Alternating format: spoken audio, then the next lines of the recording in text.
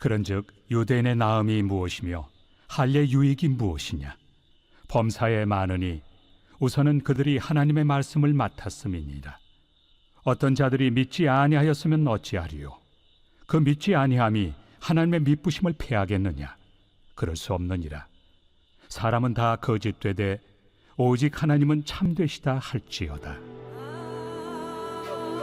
기록된 바 주께서 주의 말씀에 의롭다 함을 얻으시고 판단받으실 때 이기려 하심이라 함과 같으니라.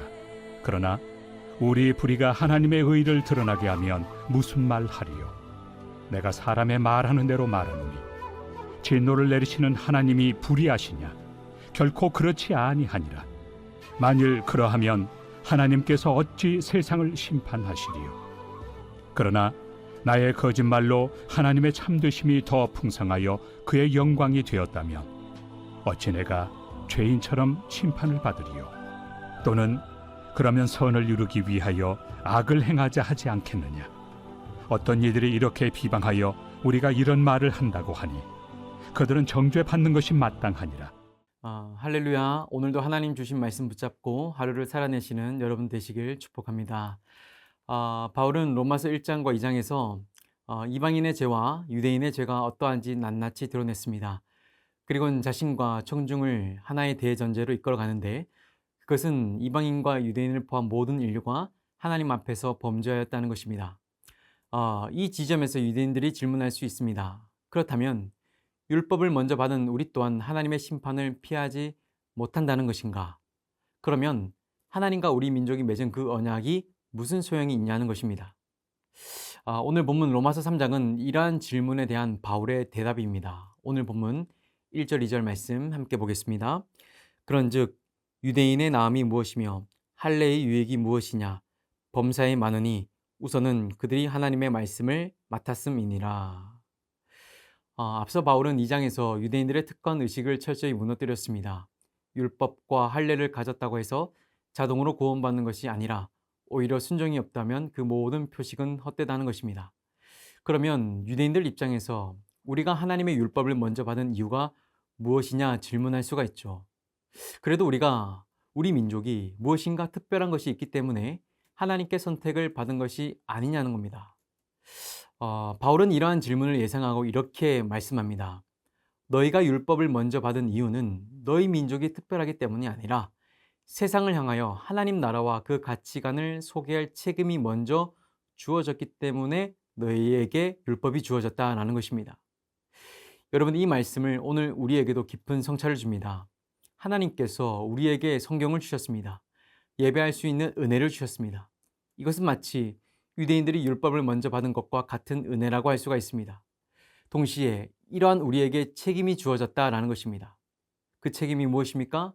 믿지 않는 이들에게 예수 그리스도를 삶으로 소개하고 그들이 나와 교회를 통하여 예수님의 복음을 전해 듣게 되는 그 일을 위하여 우리가 먼저 은혜를 입었다는 것입니다.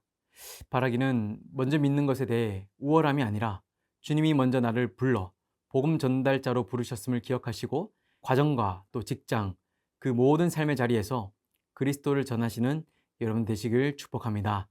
말씀을 이어갑니다. 오늘 본문 3, 4절 말씀입니다.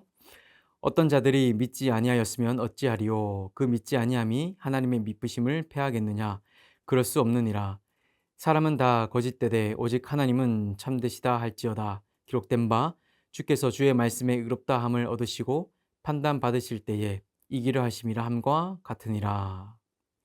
말씀을 보시면 유대인 중 많은 이들이 하나님의 말씀과 언약을 믿지 않았음을 알 수 있습니다. 그들은 말씀에 불순종했고 끝내 예수 그리스도를 거절했습니다. 그렇다면 이 사람들의 거절이, 이 사람들의 어떠한 불순종이 하나님의 구속 사역도 멈추게 하는 것인가? 이에 대한 바울의 대답은 명확합니다. 본문 4절을 보시면 그럴 수 없느니라. 사람은 다 거짓되되 오직 하나님은 참되다 라고 말씀하고 있습니다. 여러분, 인간들은 불순종하고 거절하였으나 하나님의 신실하신 구원 계획은 멈추지 않습니다. 바울은 이어 시편 말씀을 인용합니다. 기록된 바 주께서 주의 말씀에 의롭다함을 얻으시고 판단 받으실 때에 이기려 하심이라 함과 같으니라. 여러분, 여기서 우리는 중요한 신앙의 토대를 붙잡습니다. 우리의 불순종에도 그럼에도 불구하고 하나님의 신실하심은 흔들리지 않는다는 것입니다. 오히려 하나님은 우리의 불순종을 배경으로 삼아 더 선명하게 자신의 의와 신실하심을 드러내시는 분이시라는 것입니다. 말씀을 이어갑니다. 오늘 본문 5절에서 7절 말씀입니다. 그러나 우리 불의가 하나님의 의를 드러나게 하면 무슨 말 하리요? 내가 사람의 말하는 대로 말하노니 진노를 내리시는 하나님이 불의하시냐? 결코 그렇지 아니하니라. 만일 그러하면 하나님께서 어찌 세상을 심판하시리요? 그러나 나의 거짓말로 하나님의 참되심이 더 풍성하여 그의 영광이 되었다면 어찌 내가 죄인처럼 심판을 받으리요? 바울은 유대인들의 또 다른 반론에 대한 대답을 준비합니다. 본문 5절을 요약하자면 유대인들은 이러한 질문을 할 것입니다. 우리의 어떤 불순종과 그러한 불의가 오히려 하나님의 의를 더 분명하게 드러내는 것이라면 우리가 심판받는 이유가 있냐라는 것입니다. 여러분, 이것은 매우 왜곡된 논리입니다. 그들의 주장은 인간의 불의와 죄악으로 인해 하나님의 의가 더 선명하게 드러날 수 있다면 결국 우리 죄로 인해 하나님은 더 큰 영광을 얻게 되는 것이 아니냐는 것입니다. 그렇다면 결론적으로 우리가 불의를 행하였다고 하더라도 심판받을 이유는 없지 않냐라는 것이죠. 여러분, 하나님께서 인간의 죄를 선으로 바꾸시는 이유는 하나님의 속성이 선하시기 때문에 그 속성에 따라 우리의 죄를 선하심으로 바꿔주시는 것뿐이지 자신의 신실하심을 더 드러내시기 위해 인간의 죄를 정당화하지 않으신다는 것입니다. 또 이어서 본문 8절을 보시면 또는 그러면 선을 이루기 위하여 악을 행하자 하지 않겠느냐라고 말하고 있습니다. 즉 하나님의 선하신 목적을 위해서라면 우리가 악을 행하는 것도 정당화될 수 있지 않겠냐라는 것입니다. 여러분, 실제 이러한 질문들이 로마 교회 안에 있었는지는 알 수가 없습니다. 그러나 이러한 질문과 바울의 대답을 통해서 우리는 인간이 얼마나 어리석은가를 알 수가 있습니다. 여러분, 인간은 나름의 생각을 하고 계획을 가지고 있습니다. 그리고 그 생각과 계획을 보며 이보다 완벽할 수 없다고 교만해집니다.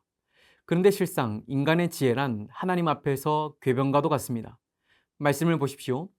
유대인들은 그들이 고작 하나님의 속성을 파악해 생각해낸 것이 하나님은 선하신 분이시니 우리가 죄를 지으면 하나님은 우리를 용서하심으로써 더욱 그분의 영광과 신실하심이 드러나지 않겠냐라는 것입니다. 그래서 어떻게 하자는 것입니까? 죄를 지어도 괜찮지 않겠냐는 겁니다. 오히려 하나님이 어떠하신 분이신가를 사람들로 알게 하였으니 자신들이 말씀에 순종하는 것이 되는 것이 아니냐는 겁니다. 여러분, 이러한 궤변에 바울은 단호히 말합니다. 그들은 정죄받을 것이 마땅하니라. 하나님의 영광은 인간의 거짓에 기대어 세워지는 것이 아니라 철저히 하나님의 진리와 의를 통해 세워지는 것입니다. 거짓과 불의가 하나님의 속성을 드러내는 일에 주된 이유가 될 수 없다는 것입니다. 사랑하는 여러분, 하나님께서 율법을 유대인들에게 주신 이유는 그들이 그 율법에 순종하여 세상에 빛을 전하고 하나님 나라를 선포하기 위하여 그들에게 먼저 주신 것입니다. 그러나 유대인들은 그것이 자신들의 자랑이 되었습니다. 그리고는 유대 민족의 특별함과 우월함을 드러내는 것으로 주신 은혜를 바꾸어 버렸습니다. 우리도 마찬가지입니다. 하나님께서 우리를 먼저 불러주신 이유는 하나님께 받은 그 은혜를 나뿐만 아니라 내 주변 이웃과 함께 나누라고 우리를 먼저 불러주신 것입니다. 바라기는 죄인인 나를 용서하신 하나님, 나의 불순종에서 신실하게 자신의 은혜를 베푸신 그 하나님을 자랑하고 높이며 살아가는 저와 여러분들 되시길 주님의 이름으로 축복합니다. 기도하겠습니다. 사랑이 많으신 아버지 하나님, 감사합니다. 오늘도 이 새벽에 우리에게 귀한 말씀 허락해 주시니 감사를 드립니다.